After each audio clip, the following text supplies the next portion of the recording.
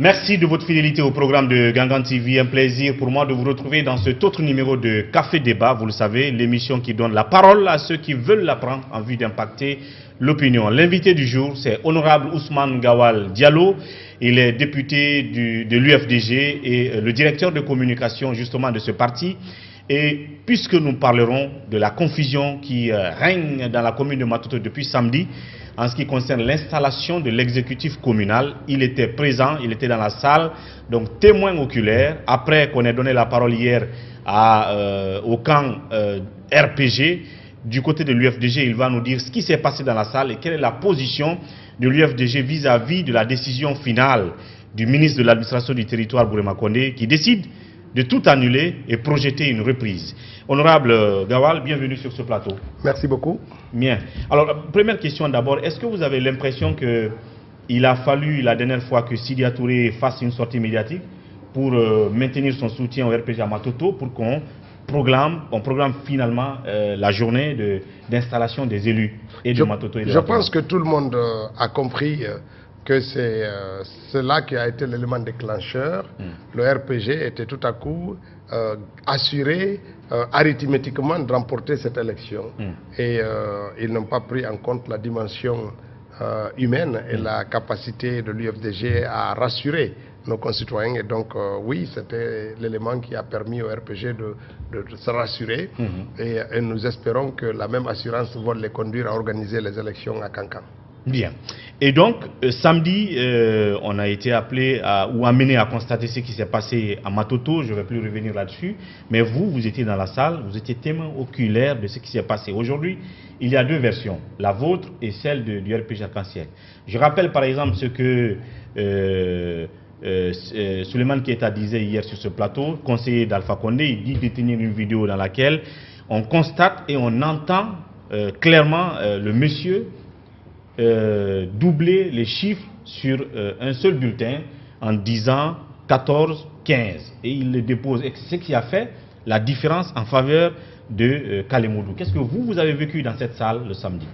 D'abord, vous me décevez, laissez-moi le dire, parce que Gangan était à la première loge. Absolument. Et c'était donc une télévision témoin qui a assisté à la scène, sauf si vous confirmez, vous aussi, l'idée que vous non, avez... c'est sa version. Vous avez trompé. Je suis obligé de rappeler la version, justement, je pense qu'il ne faut pas donner cours à deux versions lorsque vous-même vous détenez une des versions. Ce n'est pas la version de l'UFDG contre la version du RPG Arc-en-Ciel. C'est votre version, votre constat contre les manigances du RPG Arc-en-Ciel. Et je pense que face à cette situation, vous devez aussi vous défendre parce que c'est votre vidéo qui est incriminée. Et ils estiment que votre vidéo est tronquée, elle est manipulée, elle est tout. Donc, ce que nous avons fait.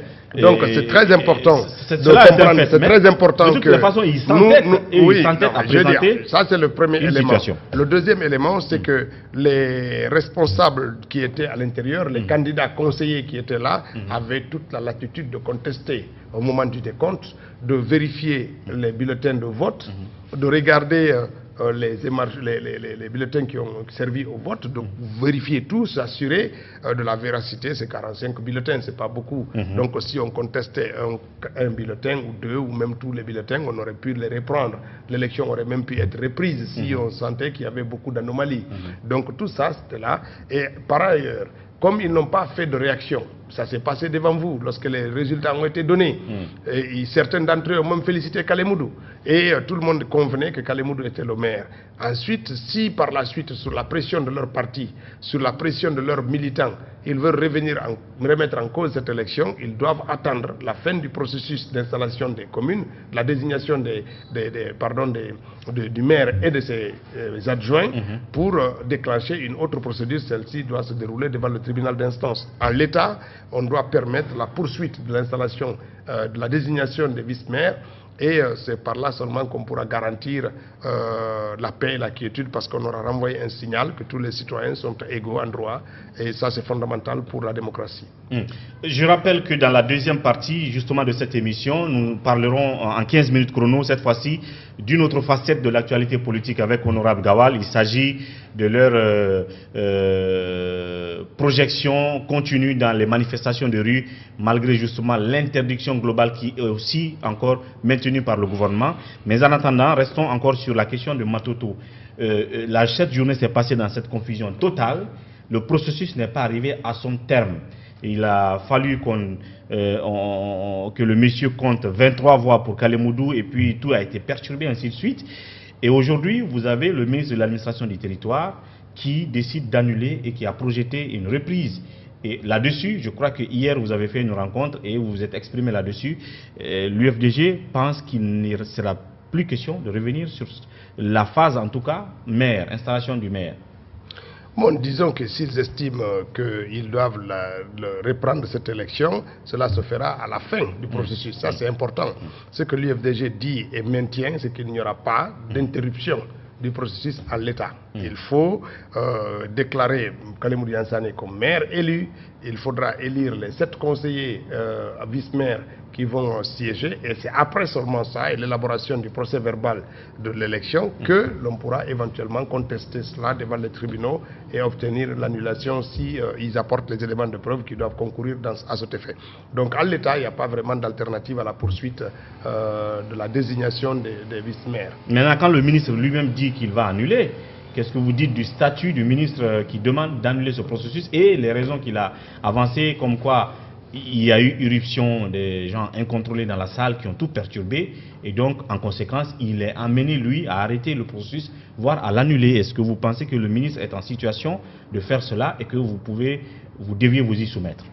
D'abord sur le principe de l'intrusion d'un élément incontrôlé. Cet élément est bien contrôlé et bien connu par le RPG, d'abord parce qu'il travaille comme homme à tout faire auprès du secrétaire général de la commune et qu'il a été introduit dans la salle par ce dernier et qu'il s'appelle Moussa Keita, 44e sur la liste et que donc il n'est pas un élément si inconnu ou incontrôlé que ça. Il est parfaitement bien contrôlé par le parti au pouvoir et par le candidat malheureux.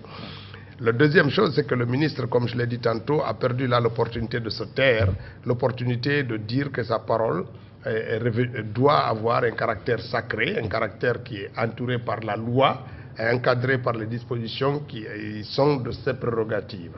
Donc malheureusement, c'est le militant zélé qui s'est exprimé, prenant parti pour un camp au détriment d'un autre, et cela le décrédibilise en tant que ministre, en tant que président du dialogue, de la commission de dialogue, du dialogue politique. Donc tout ceci va affaiblir encore une fois la confiance qu'on peut nourrir entre les acteurs politiques dans ce pays. C'est pour ça que nous l'appelons, malgré tout, qu'il n'est pas trop tard de revenir à des meilleurs sentiments. Le ministre de l'administration du territoire peut faire un mea culpa et autoriser la poursuite de l'installation, de la désignation des maires, des adjoints maires de la commune de Matoto et après éventuellement indiquer les procédures pour ceux qui veulent contester qu'ils doivent suivre pour aboutir au jugement des tribunaux du tribunal de première instance de Mafanko. Et donc, en conséquence, ce qui veut dire que si jamais Bourema Condé venait à programmer un autre jour où il demanderait à ce qu'on vienne reprendre tout le processus, l'UFDG ne serait pas disposé à répondre à ce genre d'appel. Et en même temps, il y a eu des accusations qui ont été portées contre votre personne en ce qui concerne l'atmosphère de pagaille qui a régné dans la salle, même d'incidents, que vous auriez donc porté main sur quelqu'un de l'autre camp dans la salle, et que c'est tout ça qui a amené cette situation, et que c'est d'ailleurs les premières informations qui sont sorties sont venues de vous personnellement, qui êtes sorti dehors pour dire oui, l'UFDG a gagné, alors que le superviseur censé acter cela ne l'a pas fait. Oui, et je vous invite à produire ces images rapidement, ou à RPG de produire les moindres témoignages dans ce sens, ou de montrer la victime, celui à qui j'aurais porté le coup, ou j'aurais donné un coup de tête, ou le site auquel j'aurais transmis cette information. Je pense que tout ça, ce sont des paroles de perdants, de mauvais perdants, parce que tous les organes de presse quasiment étaient représentés dans les lieux. Ils n'ont pas eu besoin d'Ousmane Gawal pour amener sur leur site web le résultat qu'eux-mêmes ils ont observé. Il n'y a pas besoin de correspondance pour ça. Vous-même, vous n'avez pas eu besoin de moi pour décompter le nombre de voix qui étaient là et que vous avez parfaitement bien saisi avec votre caméra. Je pense que tout ceci, c'est pour détourner l'attention de l'opinion sur les l'essentiel, celui qui consiste à dire que le RPG, comme aux législatives, n'a pas pu gagner à Conakry et donc a mordu la poussière et que Conakry reste l'apanage de l'opposition républicaine. Ça, c'est quelque chose de fondamental. Ça, c'est par rapport à l'accusation qui a été portée contre vous, comme quoi vous êtes jeté sur quelqu'un dans la salle. Mais en ce qui concerne la décision de Bourema Condé, si jamais il décidait de faire tenir un autre processus et commencer par le comptage des voix pour les maires, l'UFDG sera là ou pas? Ce serait une agression contre le peuple de Matoto et je pense que la parole sera donnée à la population pour qu'elle réagisse. Parce qu'on ne peut pas permettre à nos dirigeants de faire ce qu'ils veulent avec nos lois, de faire et de se comporter comme si le pays n'avait pas un minimum de règles, un minimum de lois à observer quand on agit au compte de la nation. Dans cette situation, entre vous, entre les deux camps, qui est censé porter plainte dans cette phase du processus? Parce que comme un juriste l'a dit ce matin chez nos confrères, nous étions arrivés à une phase du processus où on était en train de décompter les voix. Et une partie dit qu'elle n'est pas d'accord. Donc, qui est censé porter plainte et recourir au contentieux? On n'était pas en train de compter, on avait fini de compter les voix. Bien, pour une personne? Oui, pour une personne. C'est-à-dire pour Kalemoudou? Oui, on n'avait plus besoin de l'autre. Quand vous comptez 23 pour un, il n'y a pas de risque qu'il gagne plus de 22. Bien. Peu importe, donc il ne pouvait avoir que moins de 22. Donc il n'y avait pas besoin de compter pour lui. Cette formalité n'est pas nécessaire. Donc dans ce cas d'espèce, on déclare Kalemoudou Yansane élu maire de Matoto. Suivant le décompte qui a été observé, on convoque les candidats pour l'élection du premier vice-maire, et ainsi de suite. Donc il n'y a pas d'autre étape. Maintenant, à l'État, il n'y a pas de possibilité de faire des poursuites parce que les poursuites sont fondées sur le droit, sauf si il y a un abus d'autorité qui maintiennent la situation de Matoto comme ça dans une illégalité où l'élection a été interrompue par la volonté de l'autorité publique. En ce moment-là, on peut recourir à la Cour constitutionnelle ou à la Cour suprême, pardon, pour obliger le ministre à convoquer un délai de poursuite. À ce moment-là, c'est un abus d'autorité du ministre qui est questionné devant les tribunaux, pas l'interruption, puisque l'interruption, elle est de fait été entraînée par la perturbation et par la volonté de la mouvance de se crisper. Il faut aussi dire que si les acteurs étaient restés dans les lieux, l'élection aurait pu se poursuivre après qu'on ait mis à l'écart le monsieur pour la désignation des autres vice-maires, mais comme ils le disent, ils ont reçu du haut lieu l'instruction d'annuler et d'interrompre le processus électoral. Notamment le superviseur du jour qui était présent, oui, qui n'a pas voulu continuer le processus. Et puis les gens du RPG se sont éclispés un à un et ils sont partis aux oubliettes alors qu'ils clament partout qu'ils ont gagné. Pourquoi ils ne sont pas restés pour célébrer leur victoire? Alors, ça m'amène aussi à vous poser la question. On l'a tous constaté tout à l'heure. Tout le monde attendait ce jour d'installation de Ratoma et de Matoto, même si on savait que Ratoma était déjà acquis pour vous, l'UFDG. Mais Matoto, vous disiez que c'est parce que le RPG n'était pas suffisamment prêt, ils étaient en train de soudoyer certains, ainsi de suite. Il a fallu, en tout cas selon le constat, que Sidia dise, malgré que je quitte le haut représentant de la haute représentation du président de la République, et je maintiens mon soutien à lui, à Matoto, on a programmé ce jour. Mais comment vous expliquerez alors votre victoire?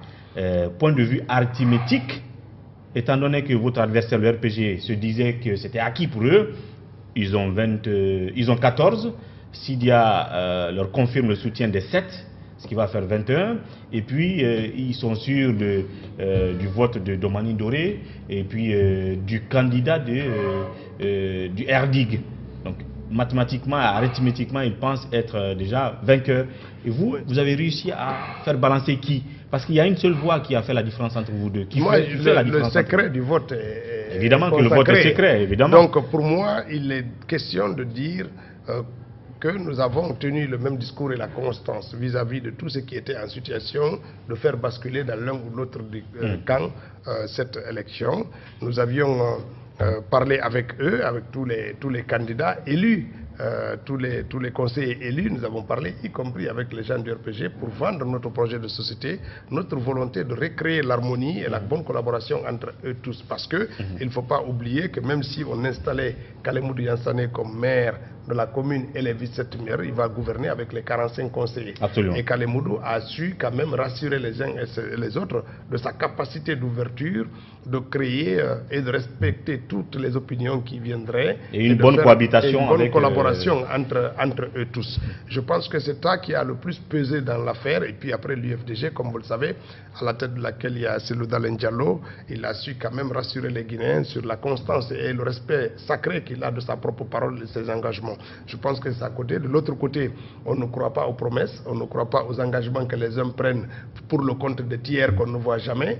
Et puis à la dernière minute, il semble que le chef de l'État aurait convoqué un des conseillers, le sommant d'enjoindre les rangs et lui disant simplement que tu es fonctionnaire et que si tu ne rejoins pas les rangs, je te virerai de la fonction publique. Maintenant, c'est des paroles rapportées pour lesquelles nous n'avons ni témoignage ni fait réel. Mais en tout état de cause, l'activisme des acteurs importants du RPG Arc-en-Ciel n'était plus à démontrer, qu'il s'agisse du ministre de la Défense, du président du groupe parlementaire, de M. Diakité, tous ces acteurs-là, et puis des autres, des religieux, beaucoup de gens des communautés ont été mobilisés pour faire basculer la commune du compte du RPG. Ça n'a pas pris.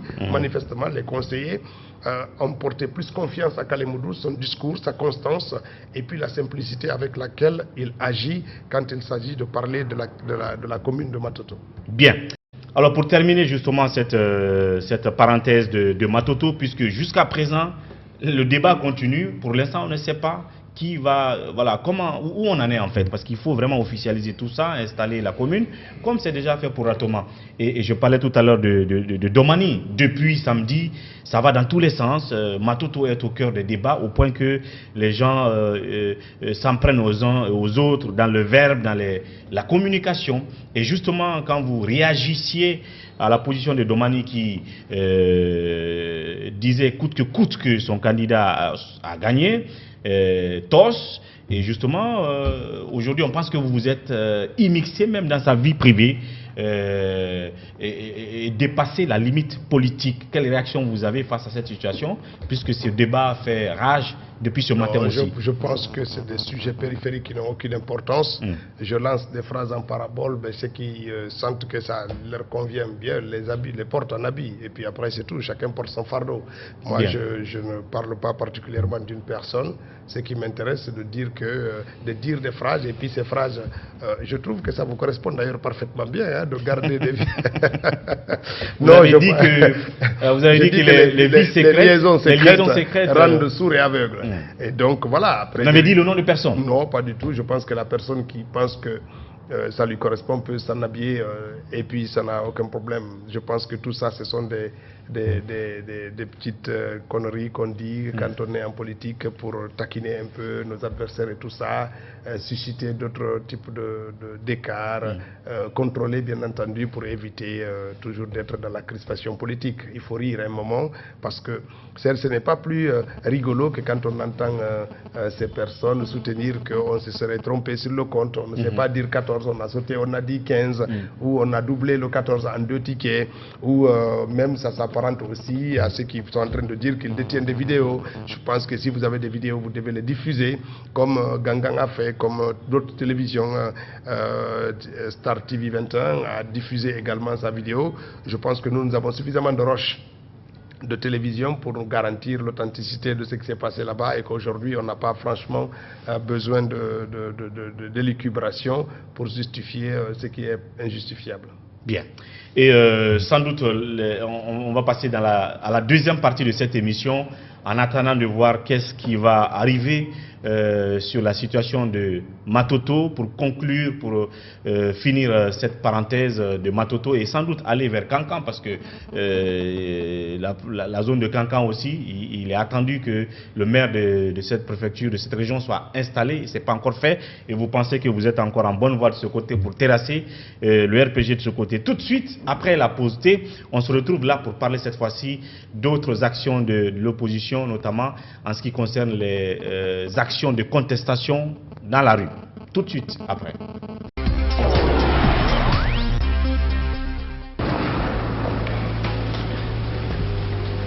Il existe des choses qui nous donnent la force et l'audace d'aller au-delà de notre imagination. Le thé Akbar. Le thé Akbar est fabriqué en utilisant uniquement les feuilles soigneusement sélectionnées en provenance de Ceylon. La qualité du thé Akbar a été évaluée selon les normes les plus strictes par des experts en dégustation qui se sont appuyés sur près d'un siècle d'expertise dans ce domaine. Premier producteur de thé, vous pouvez faire confiance à la famille Akbar pour vous garantir votre santé. Seule la meilleure tasse de thé peut vous procurer de la fraîcheur. Oui, on y va. Merci de nous retrouver dans cette deuxième partie de Café Débat. Toujours à mes côtés ici, honorable Ousmane Gawal Diallo. Il est député de l'UFDG, directeur communication de l'UFDG. Je l'ai dit dans la première partie en parlant du cas de Matoto, lors de l'installation de l'exécutif communal, donc du maire et de ses adjoints. Il était présent dans la salle et vous avez donc compris son témoignage oculaire et la position de l'UFDG qui dit ne pas être prêt à une quelconque reprise, en tout cas de l'installation du maire, puisque pour eux c'est déjà acquis et c'est Kalemoudou Yansanekwa qui arrive. Et donc on va évoluer sur le débat et parler d'autres sujets. L'UFDG et les autres partis politiques de l'opposition se sont réunis la dernière fois et vous restez campés sur votre position de continuer les manifestations de rue pour protester contre d'abord l'interdiction des manifestations, mais d'autres sujets aussi. En ce qui concerne ce processus même, parce que ça fait partie de l'un de vos mots d'ordre de grève, mais on est arrivé presque à la fin, mais vous continuez à revendiquer ce processus-là d'installation des maires. Je pense qu'il est important, et c'était l'objet de la conférence de presse que l'UFDG et l'opposition ont organisée la semaine dernière. Aujourd'hui, un des éléments qui est venu s'ajouter aux revendications de l'opposition est la lutte pour faire valoir l'exercice de liberté fondamentale, notamment le droit de manifester. Celui-ci s'est invité dans la danse, ainsi que le contentieux électoral lié aux communes. C'est invité dans la danse. Mais notamment de Kindia et consorts. Voilà, mais ce n'est pas le contentieux électoral dans la globalité, mais ce ne sont pas les principaux éléments de la revendication pour les accords politiques. Les accords politiques comportent la mise en place des commissions d'enquête judiciaire, que personne n'évoque, mais qui est le premier point de notre préoccupation. Nous souhaitons que cela se fait pour les 103 victimes. Nous souhaitons des indemnisations des victimes, comme cela a été acté à l'occasion de l'accord politique. Nous souhaitons un accès équitable aux médias publics. Nous souhaitons le respect des calendriers électoraux dans notre pays. Nous souhaitons un certain nombre de comportements, comme vous l'avez vu. Et après, maintenant, le contentieux électoral, la lutte pour le respect des libertés fondamentales, tout ça vient s'ajouter à cela. Donc c'est important de ne pas occulter ces points nettement plus importants et de l'accord politique et qui reste en souffrance, même si il y a timidement la question de la CENI qui est en train d'être évacuée et puis l'affaire de l'audit qui a été en train d'être évacuée timidement. Ça aussi, il y a eu un audit. On ne sait pas quelle est la direction et la décision que prend le gouvernement pour faire valoir les conclusions de l'accord, de l'audit. Et donc il y a tout un tas de problèmes qui étaient posés dans l'accord politique, dans le dialogue politique, qui n'ont pas encore trouvé pleinement leur réalisation. Et justement, en parlant vous avez parlé tout à l'heure de la question de liberté publique. Kassouri qui a dit, et il le répète chaque fois d'ailleurs, qu'il préfère l'ordre à la loi, ce qui fait que finalement on a installé ces PA et ainsi de suite, et il maintient cette décision d'interrompre les manifs aujourd'hui. Et à chaque fois que vous êtes sorti après, vous avez été bloqué et soit gazé. La dernière fois, c'est là où vous avez même accusé l'État d'avoir utilisé ces gaz toxiques et périmés. Et je veux dire, face à cette situation, si vous ne pouvez que sortir et être dispersé après et aspergé de gaz que vous appelez même toxiques, parce que vous ne mettez pas en même temps votre vie en danger, les santé des militants en danger, et des manifs qui ne prospèrent plus pratiquement dans les rues. Je pense qu'il faut que Kassouri et le gouvernement comprennent que s'il suffisait d'aligner des militaires dans un pays pour garantir la tranquillité des citoyens, ça aurait été facile. Il n'y avait pas besoin de lois, il fallait juste recruter des militaires et des policiers. Si on a mis des lois dans une nation, c'est pour régir les rapports nettement plus complexes entre les humains. Il va se résoudre à respecter ces lois-là. C'est très important.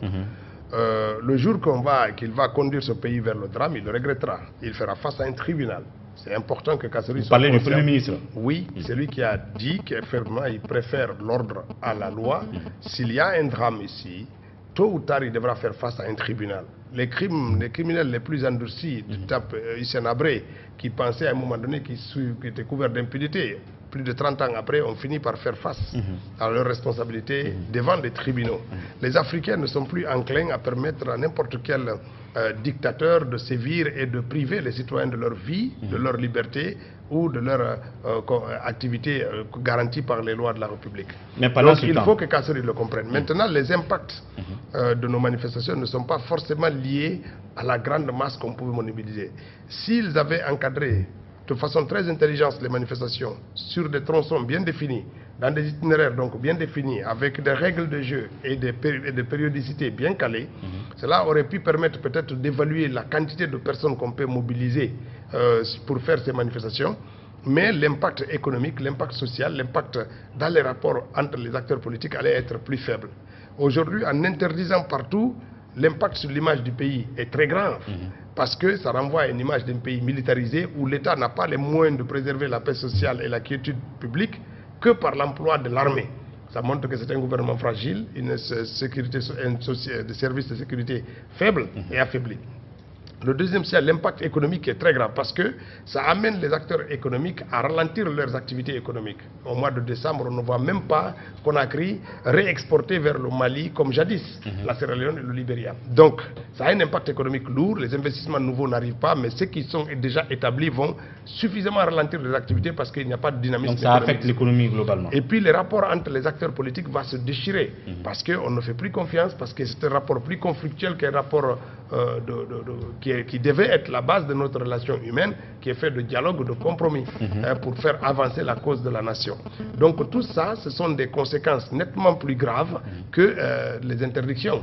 Même si par moment elles réussissent, mais elles ne garantissent à rien le retour des investisseurs. La garantie, il suffit d'aller faire un tour dans les grands hôtels de Conakry, l'hôtel Sheraton par exemple, avec près de 500 et quelques chambres, vous n'avez pas plus d'une dizaine de clients. C'est des banques à gagner assez importantes, ça veut dire que les touristes sont pères. Et c'est pour ça que quand la même situation s'est produite en France, avec les gilets jaunes, le gouvernement a accepté de reculer pour ramener la quiétude et la paix et la tranquillité.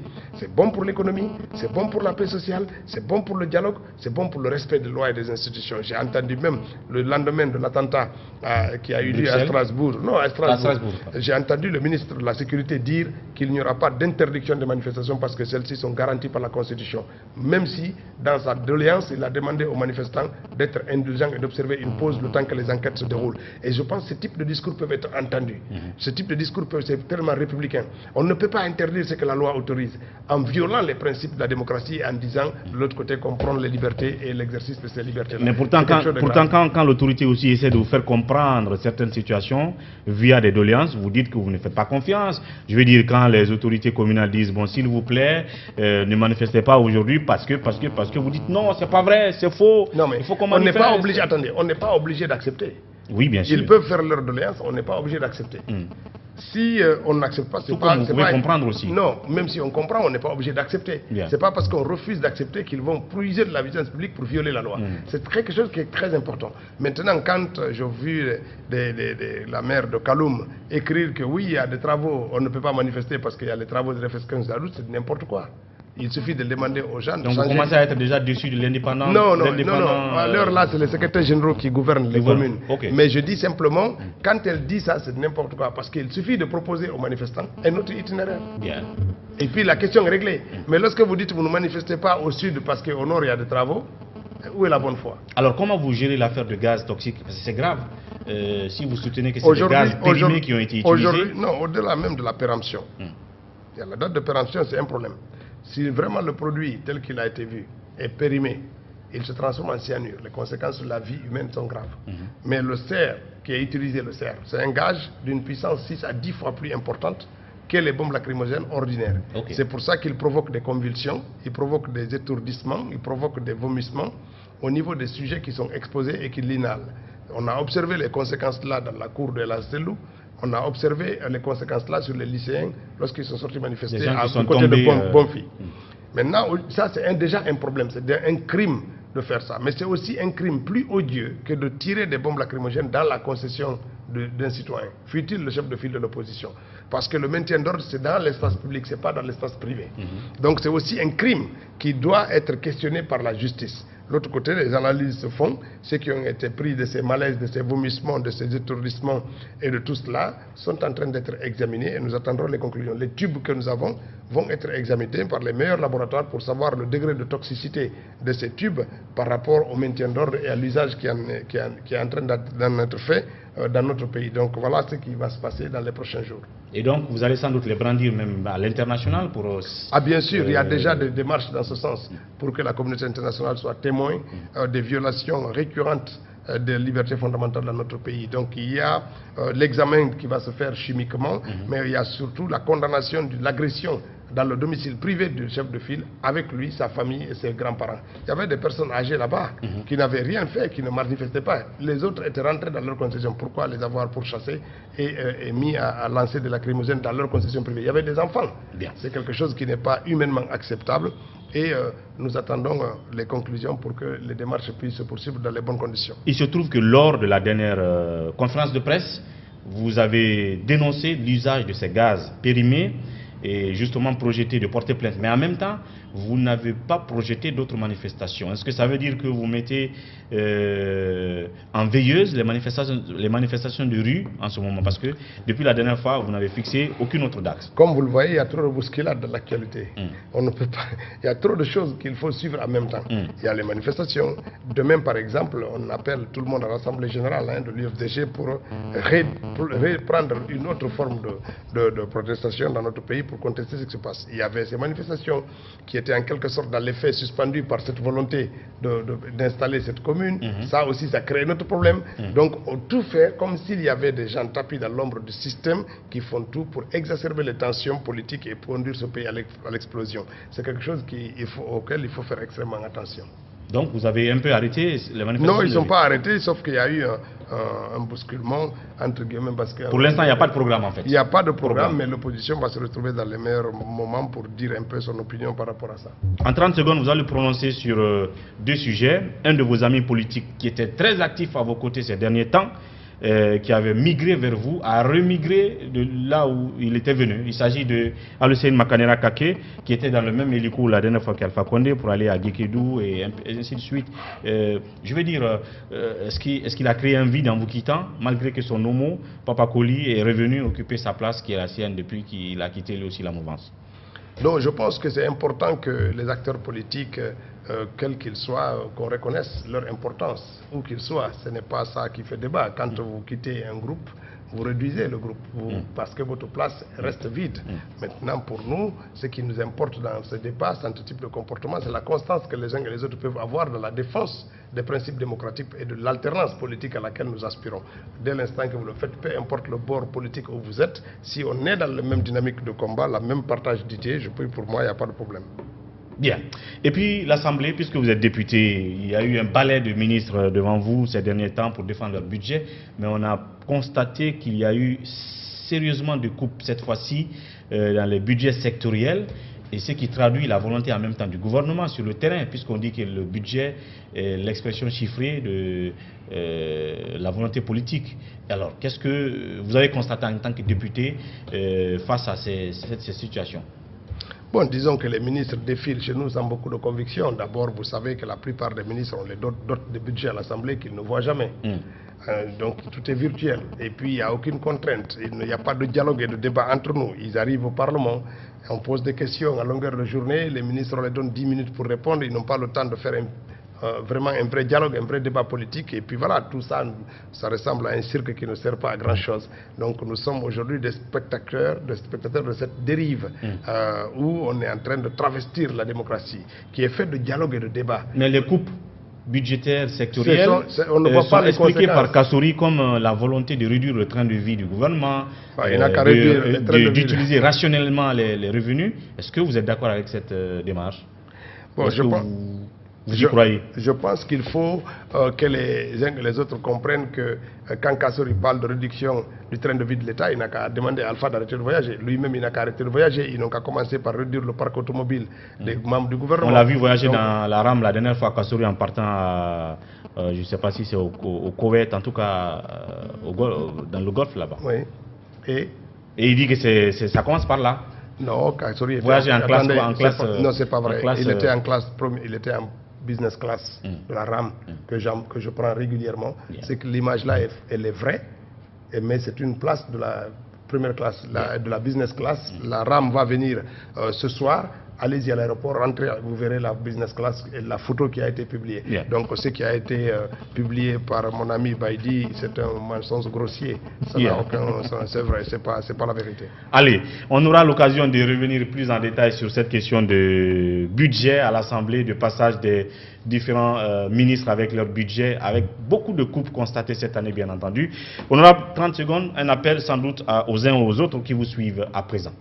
Les citoyens de Matoto, nous les appelons à être déterminés pour défendre les acquis démocratiques. La démocratie repose aussi sur chaque citoyen qui devient la sentinelle, devient le gardien de la défense des principes démocratiques. Ce n'est ni pour aider l'UFDG, ni pour combattre le RPG, c'est de faire en sorte que notre pays soit gouverné par des lois auxquelles nous sommes tous soumis. Voilà donc, honorable Ousmane Gawal Diallo, merci d'être passé pour ce partage d'informations. À très bientôt. Merci beaucoup. À vous, merci de votre attention. C'était tout pour Café Débat d'aujourd'hui. À demain pour un autre numéro avec un autre invité. D'ici là, prenez soin de vous et au revoir.